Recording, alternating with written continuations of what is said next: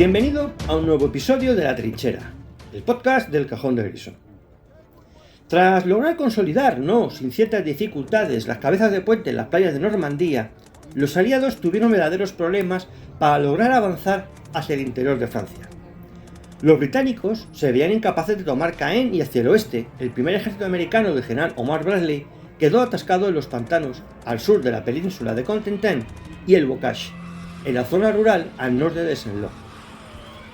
El Bocage es un paisaje compuesto de tierras de cultivo, separadas entre sí por espesos setos vivos, muretes y terraplenes. Los alemanes describían los combates como una especie de guerra sucia entre los arbustos, pero sabían que, como defensores, este paisaje les aportaba una importante ventaja sobre los aliados. Los estadounidenses no estaban preparados para una espesura tal como la del Bocage. Se pensaba que los setos eran algo así como los del sur de Inglaterra, pero para nada eran así. Los soldados estadounidenses se sentían desorientados y sobrecogidos por la imposibilidad de avistar al enemigo cuando avanzaban por aquellos campos cercados y por los caminos y senderos rodeados de esta espesa vegetación que ocultaba al enemigo. El pánico pronto se desató entre los combatientes aliados. Olvidaron las enseñanzas básicas de todo entrenamiento de infantería. Su instinto, cuando se veían acosados por la artillería o el fuego de mortero alemán, era tirarse al suelo o retroceder en busca de algún refugio, en lugar de avanzar y cargar contra el enemigo. Una actitud que desde luego resultaba mucho más peligrosa en contra de lo que pudiera parecer en un principio. De hecho, el disparo de un único francotirador desde lo alto de un árbol daba lugar con demasiada frecuencia a que los hombres de toda una unidad se tiraran cuerpo a tierra, donde realmente ofrecían un blanco mucho más fácil. De hecho, los alemanes provocaban muchas veces esta situación de forma deliberada, para posteriormente disparar una densa cortina de fuego de mortero, explotando las bombas en el aire mientras los soldados estaban tendidos en el suelo, indefensos y con todo el cuerpo expuesto. El cuartel general del primer ejército de Bradley recomendó a los oficiales y suboficiales que evitaran echarse cuerpo a tierra, ya que el resto de los hombres bajo su mando seguirían de este modo su ejemplo. Como una actitud agresiva en lugar de defensiva producía menos bajas, se insistió en el llamado fuego en marcha, que se trata de disparar repetidamente según se va avanzando contra cualquier posible posición enemiga, a una costa de muchas veces un enorme gasto de munición. Igualmente se aconsejó a los soldados que si caían heridos por un francotirador apostado en un árbol, permanecieran inmóviles y en silencio, ya que probablemente el tirador alemán no malgastaría otra bala en un posible cadáver. Pero por contra, sí que volvería a disparar contra el herido si éste se movía tratando de guarecerse o contra cualquier compañero que acudiera a socorrerle, en especial los sanitarios. Un escondite en campo abierto para los francotiradores eran los almiares, los montones de paja, pero esta práctica se terminó descartando por parte de los alemanes cuando los soldados estadounidenses aprendieron a disparar balas trazadoras con las que incendiaban la paja, para luego cazar al tirador cuando trataba de escapar del fuego. Los alemanes, para su primera línea de defensa, excavaron pequeños refugios en las bases elevadas de los impenetrables setos del Bocage, en los que apostaban en nidos de ametralladoras.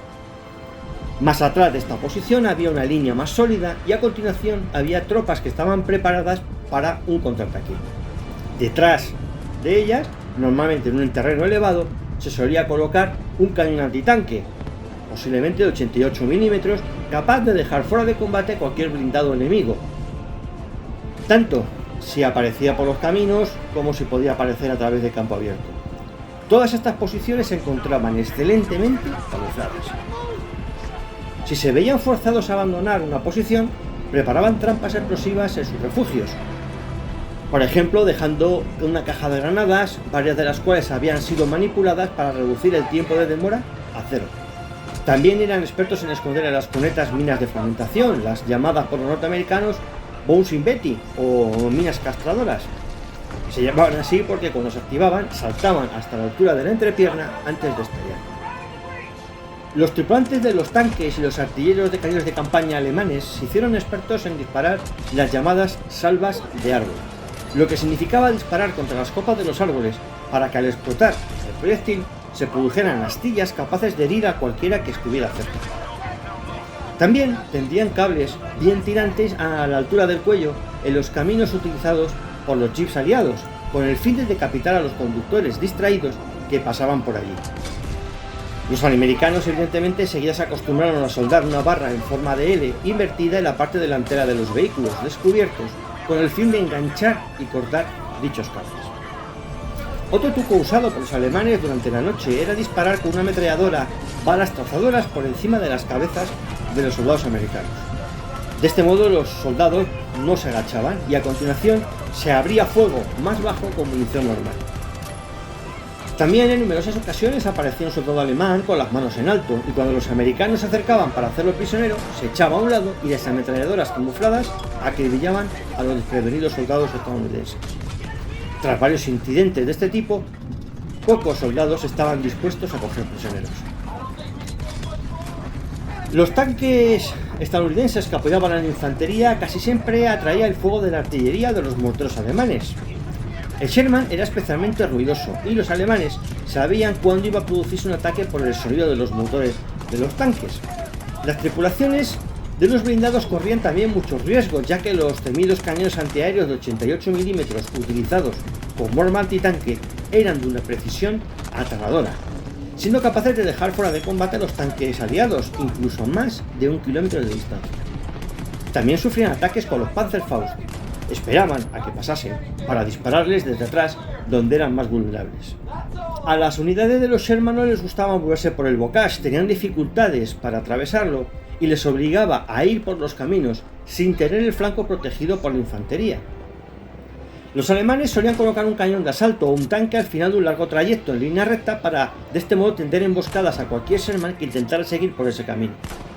En los campos rodeados de seto, los tanques eran más vulnerables a entrar o salir por un hueco de ese seto. Entonces, para evitarlo, la infantería intentaba abrir brechas en los setos con torpedos Bangalore, pero resultaron poco eficaces. Finalmente, la solución aportó un suboficial de la segunda división acorazada. Fue el llamado tanque rinoceronte, el Rhino Tank. Este tanque llevaba soldados en el frontal a modo de arietes, trozos de acero obtenidos de las vigas y obstáculos en las playas. Con este sistema se tardaba como unos 3 minutos en abrir un agujero entre el terraplén y el espeso seto. Lo cierto es que el bocage produjo la mayor parte de las bajas estadounidenses, pero por fatiga de combate, sobre todo en las tropas de reemplazo. De hecho, al final de la campaña, entre las tropas de primera línea, aproximadamente un 10% causó baja por motivos psicológicos. Espero que esta historia te haya parecido interesante, así que dale un me gusta, suscríbete y compártela. Más historias como esta las puedes encontrar en elcajondegrison.com. Nos vemos pronto con otra historia en La Trinchera.